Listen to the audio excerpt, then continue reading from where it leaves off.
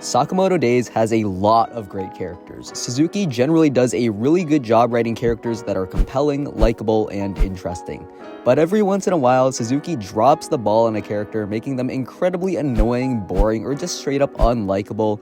So today, I will be going over my top 5 least favorite Sakamoto Days characters.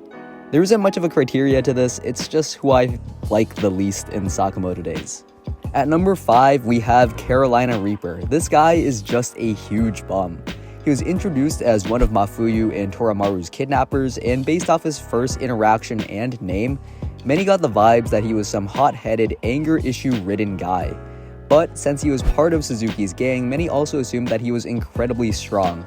Come to find out, this guy is actually just a generational bag seller. He does nothing for like 80 plus chapters, then during the museum arc shows up and has one cool showing where he just blows fire at people, but like that's it.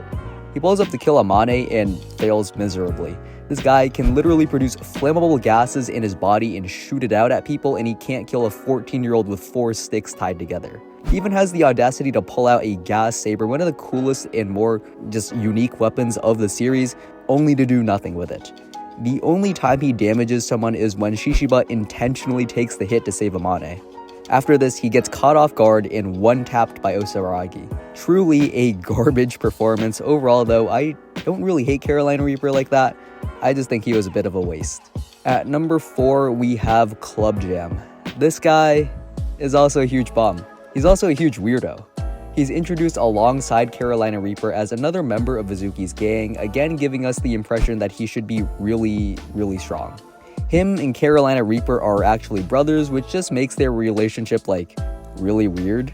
And Club Jam is constantly acting freaky, looking to get himself punished to get himself off, and his general vibe is definitely not something that I just like enjoy reading. But beyond that, he's also just like not that cool. His best moment is speed blitzing Siba, who at this point in the story is not very impressive. It looks cool, but Siba at this point in the story has the physicals of like beginning of series Shin. And after this, he tries manipulating Siba into showing him the database, which Siba only uses to take advantage of to not only find out where Mafuyu is being kept, but also gather a team of people to like actually beat Club Jam.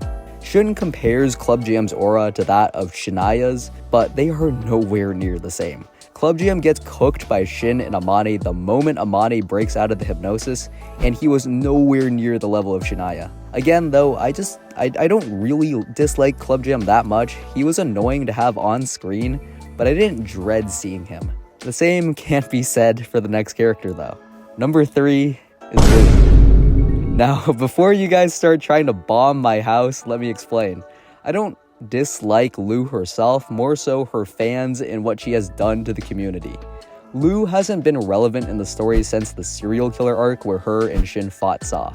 After that, she was written out of the story, taking a backseat to all of the major arcs and only really showing up during more chill chapters where the gang returned back to the store and had some time to decompress.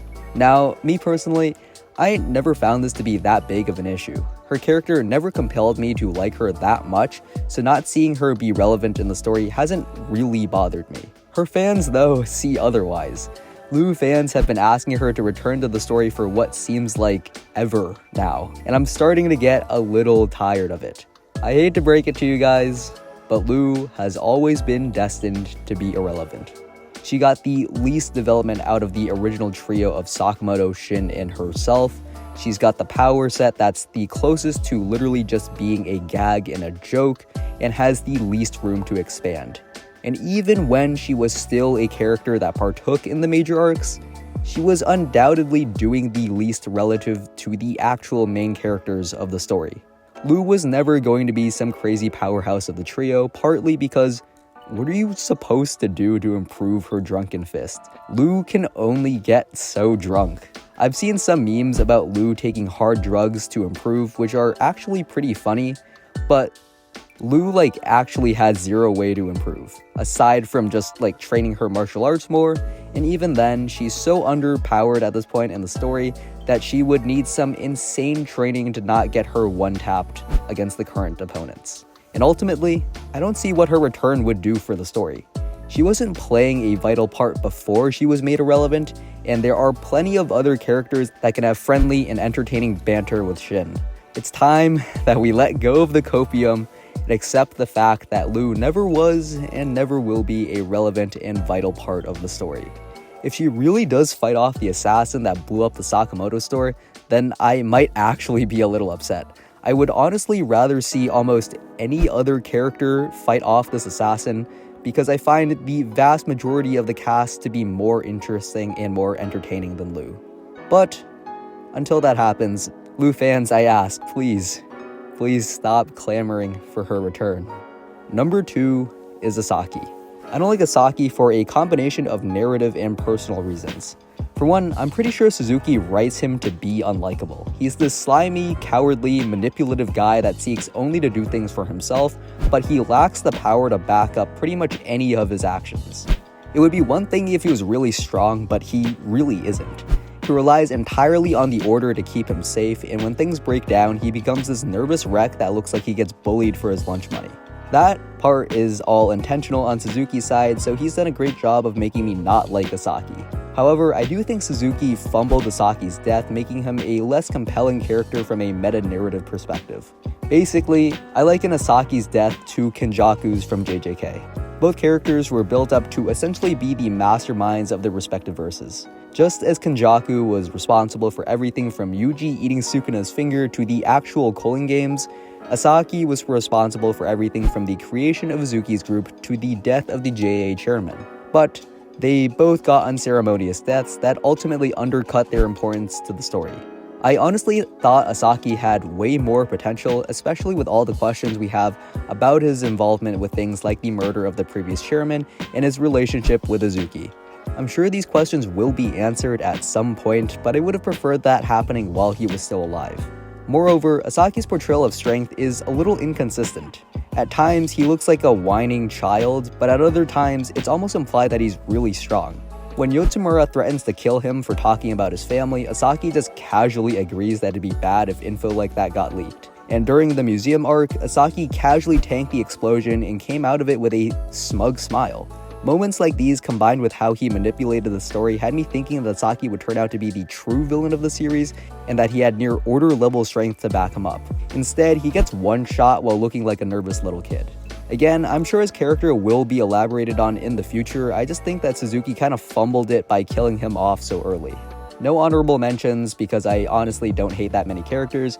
It was legitimately hard to fill up this list, but with that being said, we do have one more character, and that character is Haste. So why is Haste my least favorite character? To put it simply, this guy is a bot. I know he's a really good shooter. I know that he's shown some incredible precision and was even able to go toe-to-toe with Kamihate in a sniper battle.